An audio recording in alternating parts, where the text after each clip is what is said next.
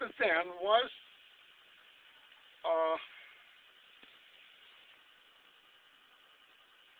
You're up in Nebraska. I was reassigned to. No, it was. I got my dates mixed up, but anyhow.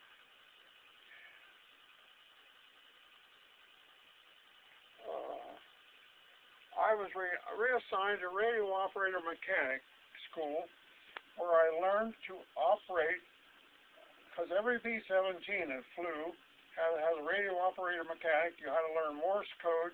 You had to learn all of the radio equipment. It was a 10-week course up in Sioux Falls, South Dakota. And I got assigned up there to go through the school. Went through 10 weeks of that school there and graduated excellent, top. And that's what I would have been, except that's how it was. Then I went over to Salt Lake City to be reassigned after I went through radio school. And then is when I run onto this friend that I got transferred down to Tucson, and I picked a warm place there. Was trained. And then ended up in Nebraska. What happened is, in the meantime, in there, I got my dates. Look, this is 1940s, 40 to 45. That I finally got. I got things ahead of time, but anyhow, what I wanted to do. I wanted to get where it was warmer or something like this at one time, and so I applied to be a bombardier. And all bombardiers were being trained on the West Coast pretty much. So I was sent out to California, where it was nice and warm there. If you on the base there, had the iron fence around it. You reach over and pick oranges off a tree and eat them, and so on. Well, as soon as I got out there, I got where it was nice and warm there. Then I said, "Hey, I don't want to be no damn bombardier or something like that." And I was sent then to the school, where I got hooked up with this outfit down here. With the guy I told you that I met earlier and got transferred down to Tucson. That's how it was, see. Oh, this is 5 years, I got to remember.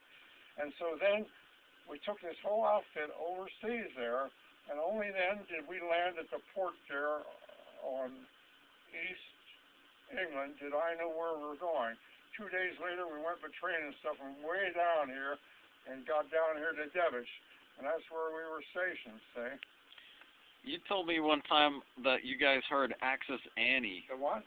You told me a story about Axis Annie. About what? What was a propaganda show, and it was called Axis Annie, where you guys heard that it was German propaganda, and she was welcoming the 493rd Bomb Group to England.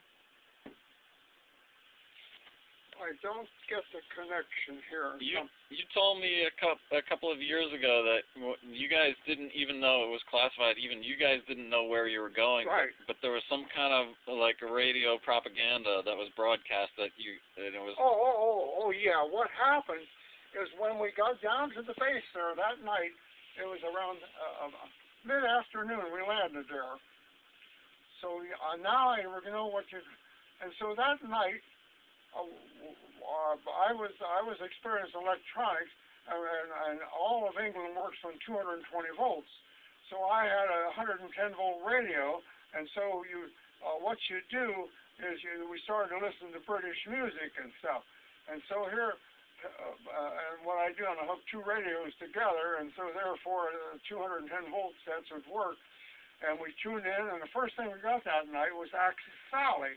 Because all the British music and the other music is rotten. And here we found beautiful American music with the best band leaders and things. This was Axis Sally.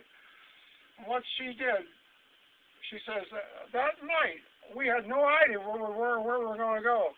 And she says, 493rd Bomb Group, welcome to the ETO. You're up at Debach.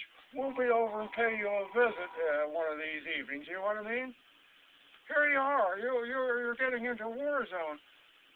They know stuff that you don't know. See? That's how much intelligence that they had. And this is Axis Sally, who was #1 in the business. Had the strongest signal. She tuned across the band with all good American orchestras and music and stuff. see? And that's what she told us, see? And so about the next night, all in Quonset huts out there, and these are the round circular huts with no windows or anything. You can't look out. They come in straight the hell out of us, you know, bang, bang, and it's all over, see? They knew where we were, and then they would say, well, we'll be over and pay you a visit, you know. That's just amazing. Fortunately, and what happened, I was a farmer then, or I was a physical labor, and one of the first things that they made us do when they signed us to our barracks is dig a big foxhole to get in for protection. So since I knew how to dig, I dug the deepest hole. I dug a hole that was 5 foot deep that I could really get down in there. Everybody else didn't know how to use shovels and stuff. And so what happens when they start coming home, I go to get in my foxhole. It was full. Everybody else jumped in the damn thing, see? Because it was the best foxhole there that you could get down and you know. And these are the things you learn when you get into a war in a war zone. See, it makes sense, see? And so then then from then on, well, but I had because I knew how to dig ditches and deep holes and stuff like that before I went into the military. That's what happened. And I dug this hole, and the first time I needed it, when they're being strafed there, hey, couldn't get in. Other guys were in. I couldn't even get in the damn thing. So these are the tricks you learn, which nobody knows about this kind of stuff. That's crazy. But anyhow, we served 156 missions there. Lost many planes, many people. There's one other thing that stands out in my mind. I was the base sergeant major. I was the guy that got everything in from Doolittle. Everything was centered around me. I was a master sergeant, and I was a base sergeant major, the highest. They wanted to make me an officer and so forth, and wouldn't take it, because then you start all over again. And everybody else rotated around you, because when they served so long, they never needed to serve again. So like your commanding officers that they would assign to you were people that if you had when we with the 493rd Bomb Group had to go on a mission, then we may have to if they alternate that you got to get your most commanding officer, and he's got to go out in the front and lead the whole damn 8th Air Force, see? And that's the ones that the Germans always knocked out because they're high things. So what we had is these officers would come in to me and say, Sergeant Vogelsong, when I got them, where are they going tomorrow? And you have two classes of people. This is a tremendous story I want to tell you that people don't know about these damn things. All right. I have one officer that his father was in the Pentagon down in New York, down in Washington, and he had him assigned to our base there because he had learned to fly.